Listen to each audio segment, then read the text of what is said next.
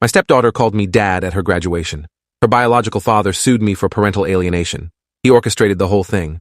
Mia's voice rang clear across the auditorium when she accepted her diploma, thanking her parents for their support, especially her dad who never gave up on her. She pointed directly at me in the audience. My wife Angela squeezed my hand, tears streaming down her face.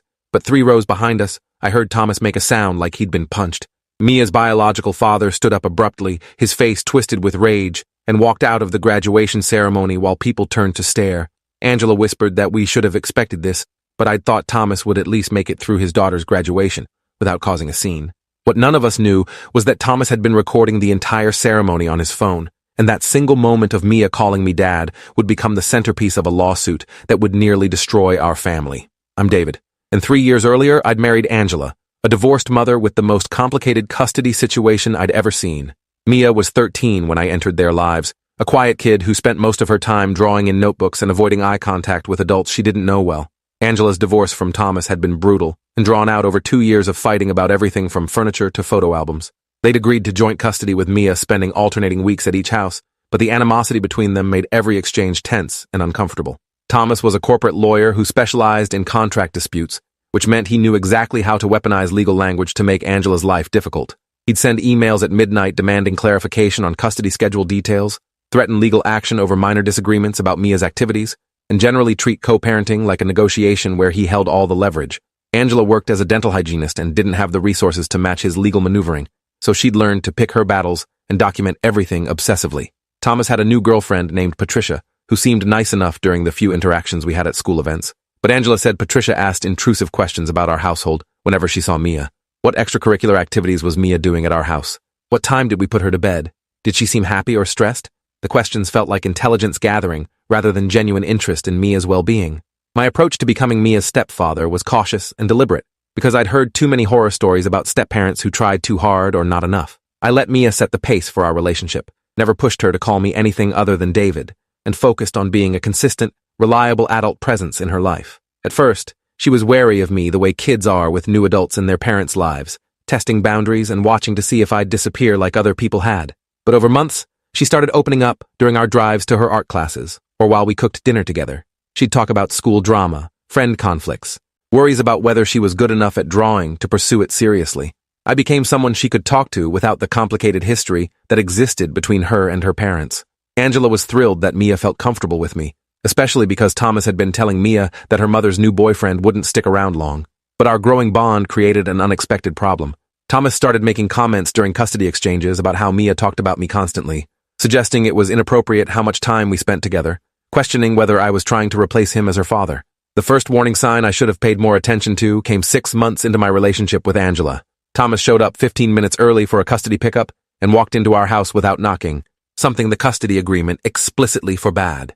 He found Mia and me in the kitchen making pancakes while Angela was still getting ready upstairs. Thomas stood in the doorway watching us for a full minute before Mia noticed him. She jumped, startled by his presence, and Thomas commented that it looked like they were having quite the domestic scene without him.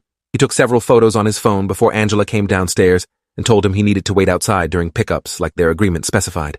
Thomas apologized, claiming he'd knocked but no one heard, and left with Mia. Later that evening, Angela got an email from Thomas's lawyer requesting clarification about my role in Mia's life and whether I'd undergone any background checks before being allowed unsupervised access to a minor. The implication was clear. Thomas was building a file about me, documenting my presence in Mia's life as if it were something suspicious or dangerous. Angela's lawyer responded that I was her spouse and had every right to be present in their home, but the incident made me hyper-aware of how Thomas might be watching and interpreting everything I did with Mia. The second warning sign came during Mia's 8th grade parent-teacher conferences. Thomas insisted on attending separately from Angela and me, which was his right under their custody agreement. But Mia's English teacher mentioned to Angela that Thomas had spent most of his conference asking questions about me specifically. Did I attend school events? Did Mia ever mention me in her assignments? Had the teacher noticed any changes in Mia's behavior or academic performance since I'd become part of her life? The teacher had been confused by the line of questioning since Mia's grades were excellent, and she seemed happy and well-adjusted. Thomas had apparently explained that he was concerned about the influence of a step-parent on his daughter's development and wanted to make sure the school was monitoring the situation appropriately. Angela was furious when she heard about it, seeing it as Thomas trying to paint me as some kind of threat when I'd done nothing but support Mia. We met with Angela's lawyer, who said Thomas's behavior was concerning, but not technically illegal, and that we should continue documenting everything while being careful not to give him any ammunition he could use against us. I started being obsessively careful about how I interacted with Mia, always making sure Angela was present during conversations, avoiding being alone with her even for innocent activities like homework help or rides to activities. The anxiety of being constantly monitored began affecting my relationship with Mia. She noticed I was pulling back and asked if she'd done something wrong. I tried explaining that I was just being careful about boundaries, but she interpreted it as rejection. She started spending more time in her room when she was at our house, stopped talking to me about school or her art, and generally seemed more withdrawn. Angela begged me not to let Thomas's manipulation tactics damage the bond I'd built with Mia, arguing that letting him control our household dynamics was exactly what he wanted. She was right, but I was terrified of doing anything that Thomas could twist into evidence of inappropriate behavior or boundary violations. 3 months of this careful distance passed before Angela finally confronted me about it. We were lying in bed one night when she said she couldn't watch me walk on eggshells anymore, that Mia was suffering because I was treating her like a legal liability instead of a kid who needed support from the adults in her life. I admitted I was scared of giving Thomas ammunition, but Angela pointed out that Thomas would find ammunition regardless of what I did. If I pulled away, he'd claim I was unstable and inconsistent. If I stayed engaged, he'd claim I was overstepping. We couldn't win by trying to appease someone who was determined to find fault. That conversation changed my approach. I stopped trying to manage Thomas's perception and started focusing on what Mia needed, which was a step-parent who was present and engaged, rather than distant and worried. I resumed our cooking together, our conversations about art and school, our weekend projects. Mia responded immediately, opening back up and returning to the comfortable dynamic we'd had before I started pulling away.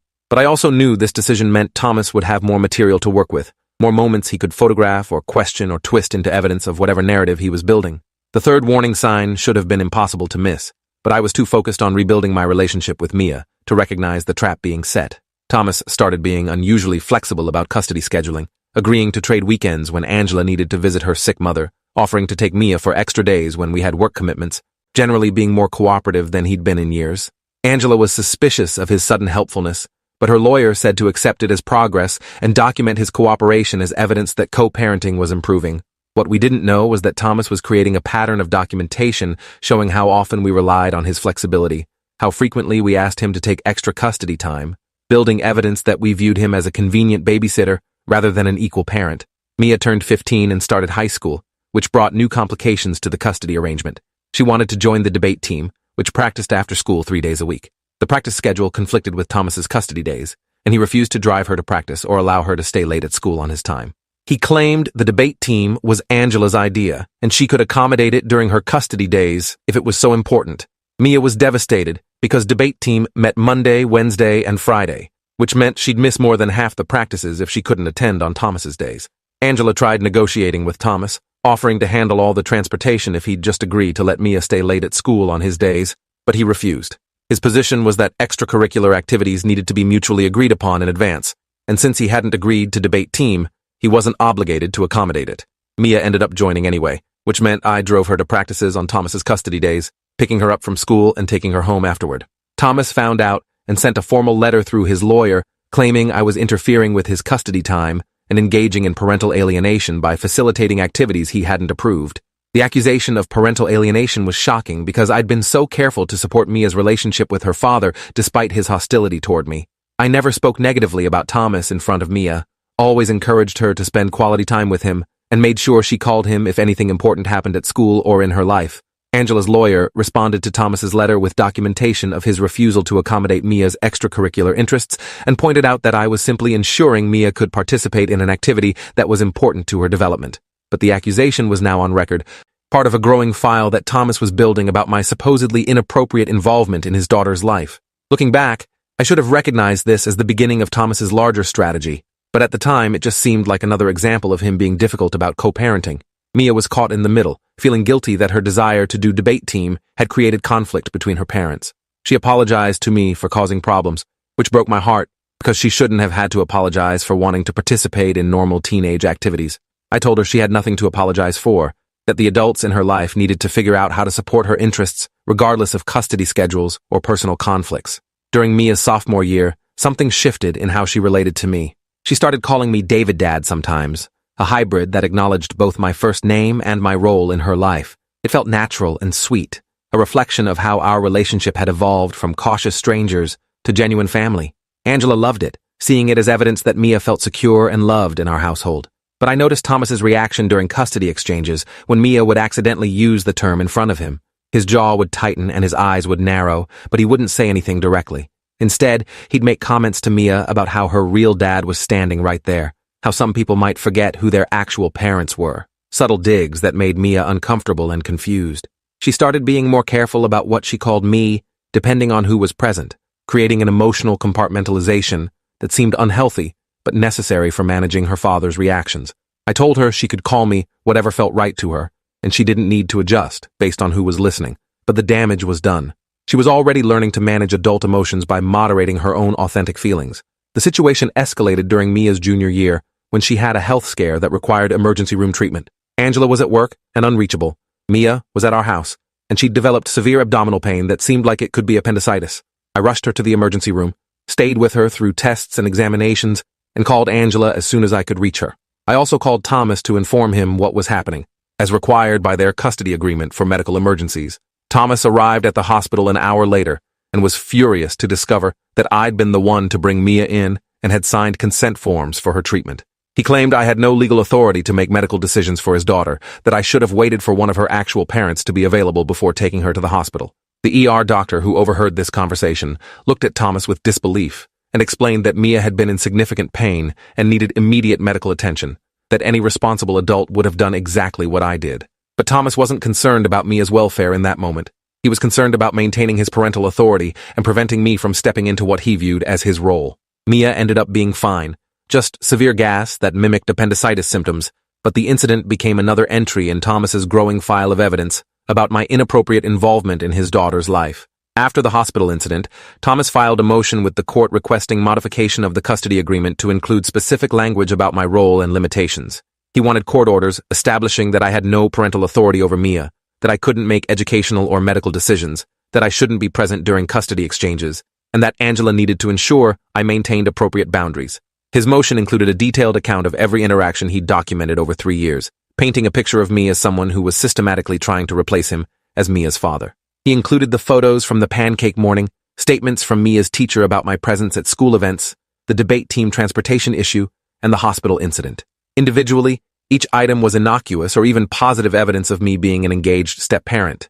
But Thomas's lawyer had arranged them to create a narrative of me overstepping boundaries and engaging in parental alienation. Angela's lawyer said this was a common tactic in high-conflict custody cases, where one parent tries to limit the other parent's new partner's involvement by claiming boundary violations. We had to respond with our own documentation showing all the ways I supported Mia's relationship with her father and never tried to replace him. The court proceedings were exhausting and expensive. We had to hire Angela's lawyer for extensive hours, preparing responses, gathering witness statements from teachers and coaches about how well-adjusted Mia was, documenting every instance where I'd encouraged Mia's relationship with Thomas. Thomas had apparently been preparing for this motion for years, systematically building his case while we'd been oblivious to his larger strategy. His lawyer argued that I was engaging in a subtle form of parental alienation by being too involved in Mia's life, making it difficult for her to maintain appropriate boundaries between her step-parent and biological parent. They claimed Mia was becoming confused about family roles, evidenced by her calling me David Dad, and that this confusion was harmful to her psychological development. They brought in an expert witness, a psychologist who specialized in parental alienation, who testified about the dangers of step-parents overstepping their role. The psychologist had never met Mia or evaluated our family, but gave general testimony about how children in blended families could become alienated from biological parents when step-parents assumed too much authority. Angela's lawyer objected repeatedly to the relevance of this testimony since it wasn't based on our specific situation, but the judge allowed it. The proceedings required Mia to meet with a guardian ad litem, a lawyer appointed by the court, to represent her interests and make recommendations about custody modifications. Mia was 16 by this point, and terrified about being asked to choose between parents or explain her feelings about me. The guardian ad litem spent 2 hours interviewing her about our household, her relationship with me, how she felt about her father, and whether she felt pressured by anyone to prefer one parent over the other. Mia came home from that interview visibly shaken, saying she felt like she was being interrogated about her own feelings, that the lawyer kept asking the same questions in different ways, trying to catch her saying something inconsistent.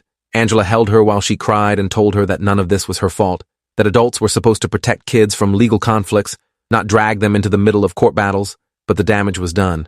Mia now understood that her natural affection for me was being used as evidence against us, that loving her step-parent was somehow proof that she was being alienated from her father. The psychological impact of that realization was devastating to watch. The guardian ad litem's report came back recommending no changes to the custody arrangement. The report noted that Mia had strong, healthy relationships with both parents and with me, that she showed no signs of being alienated from her father, and that I appeared to be a positive influence in her life who supported her relationship with both parents. The guardian ad litem specifically noted that Mia, calling me by various names, including terms that referenced my parental role, was age-appropriate and reflected the natural evolution of step-family relationships. The report recommended family counseling to help all adults communicate better, but found no evidence supporting Thomas's claims of boundary violations or parental alienation. Thomas's lawyer immediately filed objections to the report, claiming the guardian ad litem had been manipulated by Mia and hadn't properly investigated the concerning patterns of behavior. But the judge accepted the report's findings and denied Thomas's motion for custody modification. We thought we'd won. We thought the worst was over. We had no idea that Thomas's real plan hadn't even started yet. The custody hearing and guardian ad litem investigation had been expensive, costing us over $15,000 in legal fees that we couldn't really afford. Angela had to take out a personal loan to cover the costs. Money we'd been saving for Mia's college fund, now gone to defend against baseless accusations. But beyond the financial cost, the emotional toll on our family was severe. Mia became anxious about expressing affection toward me when her father might find out, started moderating her behavior in ways that seemed designed to avoid giving Thomas more ammunition. She stopped calling me David Dad and went back to just David, stopped talking about our family activities when she was with her father, essentially created two separate versions of herself, depending on which household she was in. Angela and I tried explaining that she didn't need to hide her feelings or change her behavior to manage her father's reactions, but the damage was done. Mia had learned that authenticity was dangerous, that loving the wrong people in the wrong way could trigger legal consequences for the adults she cared about. Watching a 16-year-old carry that burden was heartbreaking. I found myself pulling back again, not wanting my presence to cause more problems for Mia or Angela. I skipped some school events to avoid potential confrontations with Thomas, stopped attending Mia's debate competitions even though she wanted me there, generally tried to make myself less visible in her life. Angela noticed immediately and confronted me about repeating the same pattern that had hurt Mia 2 years earlier. She was right, but I felt paralyzed by the knowledge that everything I did was potentially being documented and weaponized against us. Things came to a head when Mia's art teacher nominated her for a regional competition that required parent permission forms. Mia was at our house when the forms came home and she asked me to sign them since the deadline was the next day and she wouldn't see Angela until after work. I hesitated, remembering Thomas's arguments about me overstepping parental authority, but Mia was looking at me with such hope and excitement about the competition that I couldn't bring myself to create bureaucratic obstacles to something she wanted. I signed the form as step-parent, with a note explaining that Angela would follow up with official parent signature, then helped Mia prepare her portfolio for submission. The art teacher accepted the form, and Mia got into the competition, but Thomas found out and immediately accused me of forging parental signatures and engaging in educational interference. He filed a complaint with the school, claiming I had no authority to sign permission forms, demanded the school implement policies, preventing step-parents from signing any documents, and threatened legal action if I continued to overstep my role. The school was caught in the middle, not wanting to create policies that would affect other blended families, but also not wanting to be involved in our custody disputes. They ultimately decided that step-parents could sign forms with a note indicating parent would follow up, which was exactly what I'd done. But Thomas succeeded in making me look like I'd done something wrong. During Mia's senior year, I started noticing Thomas behaving strangely during custody exchanges and school events. He was always on his phone, seemingly recording or photographing things, and he'd ask Mia weird leading questions in front of me and Angela about how she felt about various family situations. His girlfriend Patricia would attend events with him and also be constantly on her phone, both of them documenting everything. Angela's lawyer said this was probably just Thomas trying to gather more evidence in case he wanted to file another custody motion, and we should continue being careful about our interactions with Mia when Thomas was around. But something about the way he was behaving felt more calculated and purposeful than just general documentation. He seemed to be waiting for something specific, setting some kind of trap that we couldn't see yet. The tension made every interaction with Mia feel performed rather than natural, with all of us aware that Thomas might be watching and recording. College application season added new stress to an already tense situation. Mia wanted to apply to art schools, but Thomas insisted she should focus on more practical business or pre-law programs. He refused to complete his portion of financial aid forms for any art schools, effectively limiting where she could apply. Angela and I offered to cover whatever financial aid forms required from our end, but Thomas's refusal to cooperate meant Mia's options were limited. She was devastated that her father couldn't support her dreams, that he was willing to sabotage her future because he disagreed with her career interests. I helped her work on her art school applications anyway, spending hours reviewing her portfolio, practicing interview questions, and brainstorming essay topics. Mia was incredibly talented, with a distinctive style that art teachers said showed real professional potential. Her work explored themes of family and identity, often featuring fractured or split images that seemed to reflect her experience navigating between households and managing complicated relationships. When she got accepted to her dream school, Rhode Island School of Design, with a partial scholarship, it felt like validation that her talent was real and her dreams were achievable. But Thomas refused to attend the celebration dinner Angela organized and sent Mia a text saying he hoped she'd reconsider her plans before making a mistake that would limit her career options. The rejection hurt her deeply, but she was determined to pursue art regardless of his approval. Graduation was supposed to be a celebration of everything Mia had accomplished, despite the chaos of her family situation. Angela and I were incredibly proud of her maintaining excellent grades, developing her artistic talents, and staying emotionally healthy despite years of being caught in adult conflicts. The graduation ceremony was beautiful, with Mia graduating in the top 10% of her class and winning several art awards. When they called her name to receive her diploma, she walked across the stage with confidence and grace. The principal handed her the diploma and asked if she wanted to say anything to the audience. Most students just thanked their parents and moved along, but Mia took the microphone and gave a short speech about resilience and family. She thanked her mom for being her rock through everything, thanked her teachers for believing in her talent, and then specifically thanked her dad for never giving up on her even when things got complicated. She pointed directly at me in the audience when she said it. The moment felt perfect and pure. A teenage girl publicly acknowledging the step-parent who'd supported her through some of the hardest years of her life. Angela was crying. I was trying not to cry, and everyone around us was applauding. But then I heard Thomas make that sound behind us, and watched him stand up and storm out of the auditorium. Patricia followed him quickly, both of them leaving before the ceremony even ended. Angela whispered that we should have expected Thomas to make Mia's graduation about him somehow, but I was just trying to enjoy the moment and not let his reaction ruin what should have been a purely happy occasion. After the ceremony, we found Mia outside taking photos with friends. She looked worried and asked if her dad was mad that she'd called me dad in her speech. Angela assured her that Thomas's feelings were his own responsibility and she shouldn't feel guilty about expressing her authentic feelings. But Mia was clearly anxious about having caused problems, which made me angry that even in this moment of triumph, she had to worry about managing her father's emotions. We took her out for a celebration dinner with family and friends, tried to focus on her achievements and her future, but the shadow of Thomas's dramatic exit hung over everything.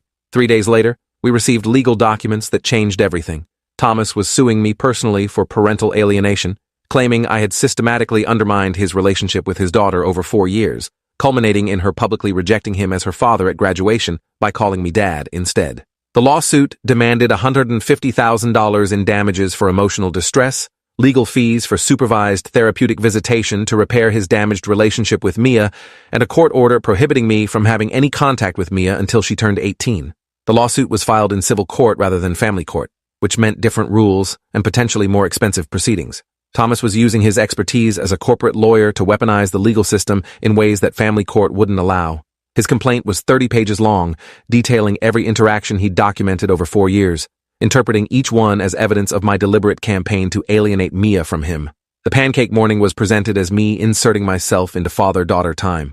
My attendance at school events was characterized as me overshadowing Thomas's presence as her real parent.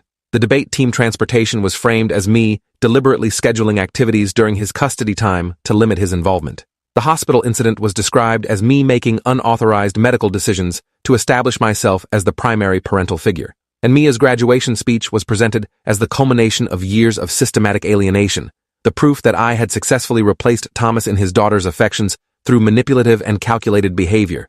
Reading through the complaint was surreal because it took every positive thing I'd done as a step-parent and twisted it into evidence of malicious intent. Angela's family lawyer wasn't qualified to handle civil litigation, so we had to hire a different attorney who specialized in defending against parental alienation claims. Our new lawyer, a woman named Victoria who'd handled several similar cases, said Thomas's lawsuit was unusual, but not unprecedented. She'd seen vindictive parents use civil court to punish their ex-spouse's new partners when family court didn't give them the results they wanted. The challenge was that parental alienation cases were highly subjective and depended heavily on how judges interpreted behavior and intent. We'd need to prove not only that I hadn't engaged in alienation, but that Thomas's lawsuit was frivolous and filed in bad faith as retaliation for losing his custody modification motion. Victoria requested all of Thomas's documentation through discovery, which revealed the extent of his planning. He had thousands of photos and videos spanning 4 years, showing me at Mia's school events, picking her up from activities, cooking with her, helping with homework, essentially documenting every aspect of my presence in her life. He had emails and text messages between Angela and me discussing Mia's schedule, her needs, her conflicts with Thomas. He had social media posts where friends or family had referred to us as Mia's parents, plural, which he claimed was evidence we were encouraging others to see me as her father, rather than acknowledging Thomas's role. Most damning in his collection was a recording of Mia's graduation speech where she called me Dad, which he'd captured on video along with my emotional reaction and Angela's tears. He'd also recorded the moment after the ceremony where Mia had asked if her dad was mad, and our response encouraging her not to worry about his feelings. Thomas's lawyer had edited these recordings to create a narrative where we were actively coaching Mia to reject her father and embrace me as his replacement. The recordings were misleading and taken out of context, but they were powerful pieces of evidence that would be difficult to refute in court. Victoria said we needed to build our own counter-narrative with evidence showing Thomas's history of using the legal system to harass and control, his refusal to support Mia's interests and dreams, and the ways his behavior had damaged his relationship with his daughter, independent of anything I'd done. We started gathering our own documentation, reaching back through years of emails, text messages, and court filings that showed Thomas's pattern of conflict and control. Angela had kept meticulous records of his behavior, thank God, because now we needed every piece of evidence we could find to defend against his accusations. The discovery process revealed something we hadn't known. Thomas had been consulting with a parental alienation expert for over 2 years, someone who specialized in helping alienated parents document evidence and build legal cases. This expert had apparently coached Thomas on what to photograph, what questions to ask Mia, how to create a paper trail that would support alienation claims. The expert's notes, which we obtained through subpoena, showed that Thomas had been following a specific strategy designed to paint me as an alienator regardless of my actual behavior. The notes included suggestions like document every instance where the stepfather is present at school events, record conversations where the child uses parental terminology for the stepfather, gather evidence of the mother allowing inappropriate boundary violations. Thomas had been following this playbook for years, which meant every friendly interaction I'd had with Mia, every school event I'd attended, every moment of genuine connection between us had been documented as evidence for this eventual lawsuit. The realization that our entire family life had been surveilled and weaponized was horrifying. Mia felt betrayed when she learned her father had been recording and photographing her for years, not to preserve memories, but to build a legal case.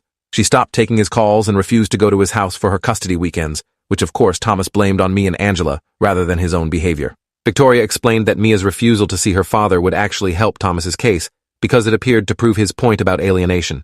The fact that she stopped contact after learning about the lawsuit and documentation could be presented as evidence that we'd turned her against him. We were trapped in a situation where Thomas's behavior created the very alienation he claimed I'd caused, but the timeline made it look like cause and effect ran the other direction. Victoria advised Mia to resume some contact with her father to demonstrate that she was capable of maintaining a relationship with him independent of the lawsuit, but Mia refused. She was 18 now, legally an adult who could make her own decisions about relationships, and she'd decided her father's betrayal was unforgivable. Watching her go through this was painful because I knew part of her anger and hurt was guilt about the lawsuit, feeling responsible for the legal and financial chaos her graduation speech had triggered. Angela and I repeatedly assured her that Thomas's decision to sue was about his own issues and control needs, not about anything she'd done wrong, but the guilt persisted. The lawsuit moved forward with depositions scheduled for all parties involved. I had to sit in a conference room for 8 hours while Thomas's lawyer asked detailed questions about every interaction I'd ever had with Mia. Did I intend to replace Thomas as Mia's father? Had I encouraged her to call me Dad? Did I understand that I was a step-parent with no legal parental authority? Had I deliberately scheduled activities during Thomas's custody time? On and on. Questions designed to make normal step-parenting behavior sound suspicious and malicious. My answers were consistent and truthful. I'd simply tried to be a good step-parent who supported Mia while respecting her relationships with both biological parents. But Thomas's lawyer was skilled at making everything sound like calculated manipulation. When I explained helping Mia with debate team logistics, it became me deliberately interfering with Thomas's custody time. When I described our cooking together, it became me creating artificial bonding experiences to replace her father. When I mentioned being there for her during hard times, it became me positioning myself as her primary emotional support in ways that undermined Thomas's role. The deposition was exhausting and demoralizing, making me question whether I'd done anything right in 4 years of trying to be a good step-parent. Angela's deposition was even worse because Thomas's lawyer accused her of deliberately exposing Mia to an inappropriate step-parent relationship as part of her ongoing campaign to alienate their daughter from him. They brought up every custody conflict from their divorce, every disagreement about Mia's activities or schedule, reframing Angela's attempts at co-parenting as evidence of her hostility toward Thomas and desire to minimize his role in Mia's life. Angela stayed calm through most of the deposition, but broke down when the lawyer suggested she'd been a bad mother who prioritized her new marriage over her daughter's need for a healthy relationship with her father. I watched through the conference room window as Angela sobbed and felt rage at Thomas for putting her through this, for weaponizing the legal system to torture his ex-wife and her new husband because his daughter had dared to express affection for her step-parent. Mia's deposition was scheduled last, and Victoria prepared her carefully for the types of questions Thomas's lawyer would ask. But nothing could really prepare an 18-year-old to be questioned about her feelings toward her parents and step-parent, while lawyers took notes and transcripts were recorded for use in court. Mia was nervous and defensive, which made her sound angry and alienated, even though she was just scared. Thomas's lawyer asked if she loved her father, and Mia said yes, but added qualifications about him not supporting her dreams and using her as a pawn in legal battles. The lawyer asked if she loved me, and Mia said yes without qualification, which was presented as proof that I'd succeeded in replacing her father in her affections. The lawyer showed Mia the video of her graduation speech and asked her to explain why she'd called me Dad instead of using my name. Mia explained that it felt natural in the moment, that she'd been trying to thank everyone who'd supported her, and I'd been more involved in her education than her father had been. The lawyer asked if anyone had told her to say that, if Angela or I had coached her on what to say at graduation. Mia was offended by the suggestion and said no one tells her what to say or how to feel, that she was 18 years old and capable of making her own decisions about relationships. But her indignation was presented as evidence of how thoroughly I'd alienated her from her father, how she couldn't even recognize the manipulation she'd been subjected to. After the depositions, Victoria said we had strong evidence that Thomas's lawsuit was retaliatory and that his own behavior had damaged his relationship with Mia more than anything I'd done. But she also warned that parental alienation cases were unpredictable, and judges sometimes sided with alienated parents, even when evidence suggested the parents' own behavior contributed to the problem. We were looking at a trial that could cost another $50,000 in legal fees, money we absolutely didn't have after the previous custody battle and now defending this lawsuit.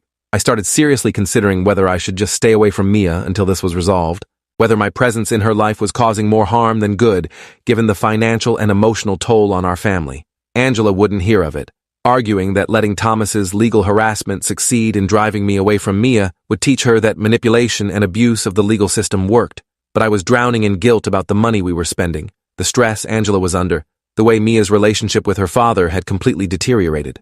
Maybe I should have been more careful, more aware of how Thomas might interpret my involvement in Mia's life. Maybe I should have maintained stricter boundaries, even though it felt unnatural and harmful to Mia. The second guessing was exhausting and counterproductive, but I couldn't stop wondering if there was some way I could have avoided this catastrophe. Then Victoria made a discovery that changed everything.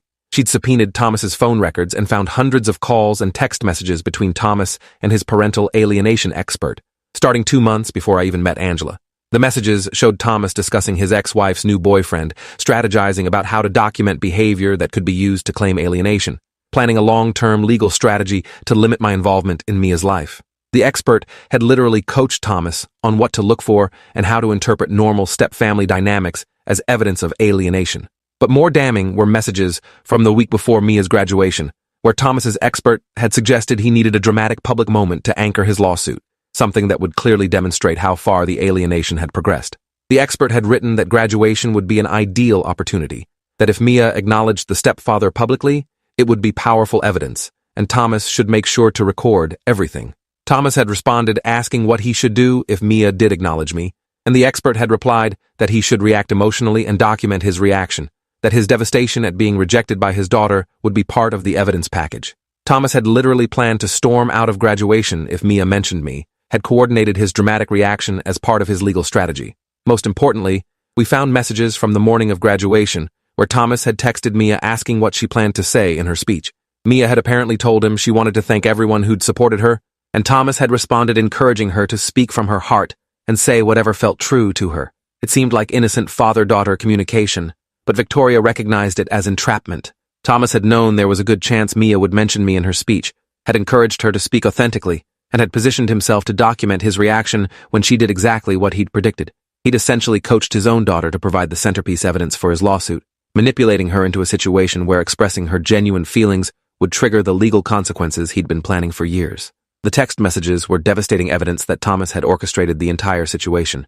Victoria filed an emergency motion to dismiss the lawsuit, arguing that Thomas had manufactured the evidence through entrapment and manipulation, that his entire case was built on deliberately creating the appearance of alienation, rather than documenting genuine damage to his relationship with Mia.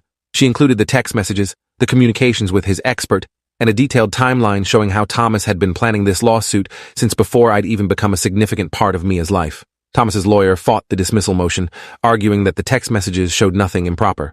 A father encouraging his daughter to speak authentically at graduation wasn't entrapment, they claimed, and consulting with experts about parental alienation was responsible parenting, not evidence of manufactured claims. But the judge who heard our motion was troubled by the timeline and the communications with the expert. She asked Thomas's lawyer directly whether Thomas had expected Mia to mention me in her speech, and whether he'd planned his reaction in advance. The lawyer's careful non-answer was essentially an admission that yes, Thomas had anticipated and prepared for exactly what happened at graduation. The judge took 2 weeks to issue her ruling. 2 weeks where we existed in suspended animation, not knowing if this nightmare would continue or finally end. Mia had started therapy to deal with the trauma of learning her father had been documenting her life as part of a legal strategy. Angela was barely sleeping, consumed with worry about money and Mia's emotional state and whether we'd ever be free of Thomas's harassment. I felt like I was walking through fog, unable to focus on work or anything beyond the lawsuit. When the judge's ruling finally came through, it was better than we'd hoped for. She dismissed Thomas's lawsuit with prejudice, meaning he couldn't refile the same claims. She found that Thomas had engaged in entrapment and manufactured evidence, that his communications with the parental alienation expert showed planning and premeditation inconsistent with genuine concern about his daughter's welfare, and that his behavior suggested the lawsuit was filed for purposes of harassment rather than legitimate redress of injury. The judge specifically noted that Mia's graduation speech appeared to be an authentic expression of her feelings toward her step-parent, and that Thomas had deliberately created conditions likely to elicit that expression for purposes of building his legal case. She ordered Thomas to pay our legal fees under the state's frivolous litigation statute, which meant we'd eventually recover some of the money we'd spent defending ourselves. And she issued a restraining order preventing Thomas from filing any further legal actions against me without first obtaining permission from the court, essentially protecting us from future harassment through the legal system. We'd won, but victory felt hollow and exhausting rather than triumphant. The financial damage was severe, even with the promise of eventual reimbursement for legal fees. The emotional damage to Mia's relationship with her father appeared permanent, and the years of stress and surveillance had taken a toll on all of us that wouldn't be easily healed. Mia didn't speak to Thomas for 6 months after the lawsuit was dismissed. She was focused on starting college, building a new life, away from the dysfunction that had defined her teenage years. When Thomas finally reached out to her with an apology, she agreed to limited contact, but made clear she didn't trust him and might never forgive him for what he'd put our family through. Their relationship now consists of occasional awkward dinners and surface-level text conversations, nothing like the close father-daughter bond Thomas claimed to be fighting for. Looking back, I can see how every moment of our family life was poisoned by Thomas's documentation and strategizing, how we were all performing our relationships under surveillance without realizing it. But I can also see that despite his efforts to destroy my bond with Mia, the relationship survived because it was built on genuine care and respect rather than manipulation. Mia still calls me dad sometimes, not as frequently as before, but occasionally when it feels natural. She knows now that her feelings toward me were used as weapons, that her graduation speech triggered a legal nightmare, but she refuses to moderate her authentic emotions to appease her father's insecurities. She's 20 now, thriving at art school, creating beautiful work that continues to explore themes of family and identity and survival. Angela and I are still recovering financially from the legal battles, still dealing with occasional anxiety about whether Thomas will find new ways to harass us despite the restraining order. But we're also stronger as a family, bound together by having survived Thomas's attempts to destroy us.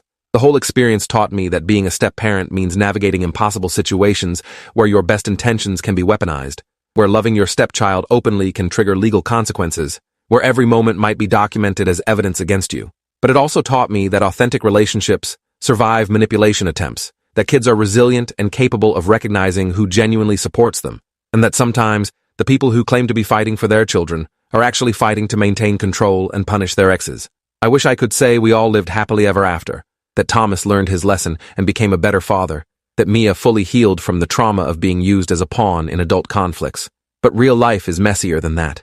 Thomas still believes he was the victim, still thinks I stole his daughter through manipulation. Mia still carries scars from having her feelings weaponized, and I still second-guess myself sometimes, wondering if there was some way I could have been a good step-parent without triggering such extreme retaliation. But when Mia comes home for breaks from college and we cook together like we used to, when she shows me her latest artwork and asks for my input, when she casually calls me dad while telling a story, I remember why all the legal and financial chaos was worth it. I didn't steal Thomas's daughter. I just loved her consistently and supported her dreams, and that was enough to build something real that survived 4 years of legal warfare. The relationship between a step-parent and stepchild is complicated and beautiful and sometimes painful, existing in a space that biological parents don't always understand or accept. But for kids growing up in blended families, having multiple adults who genuinely care for them isn't confusing or harmful. It's a gift. Thomas could never understand that loving Mia didn't diminish his role as her father, that she had space in her heart for multiple parental figures without betraying anyone. His jealousy and need for control cost him the very relationship he claimed to be protecting. That's the real tragedy of the whole situation. Not that Mia called me dad at her graduation, but that her father couldn't celebrate having another person in her life who loved and supported her. The story isn't over. Mia's relationship with Thomas will continue to evolve as she gets older. The financial impact of the legal battles will take years to fully resolve, and I'll continue navigating the complicated role of being a step-parent who loves their stepchild fiercely while respecting the reality that I'm not and will never be their biological parent. But I'm not afraid anymore of being too present or too involved in Mia's life. I learned that trying to manage Thomas's perceptions and avoid giving him ammunition meant sacrificing authentic relationships for the illusion of safety. And that wasn't fair to Mia, who deserved step-parents who were fully present rather than constantly worried about legal consequences. So now I'm just myself, a guy who loves his stepdaughter, supports her dreams, and refuses to let fear of future legal harassment prevent me from being the family she deserves. If Thomas ever tries to weaponize the legal system against us again, we'll be better prepared. But more importantly, we'll know that surviving his first attempt made us stronger and more confident in the legitimacy of our family bonds. That graduation speech where Mia called me dad wasn't evidence of parental alienation. It was evidence of a kid brave enough to publicly acknowledge the people who actually showed up for her, regardless of biology or legal titles or her father's disapproval. And I'll always be grateful she had that courage, even though it came with such a high cost. Thanks for hanging out till the end. If you want more stories, make sure to subscribe and leave your take below.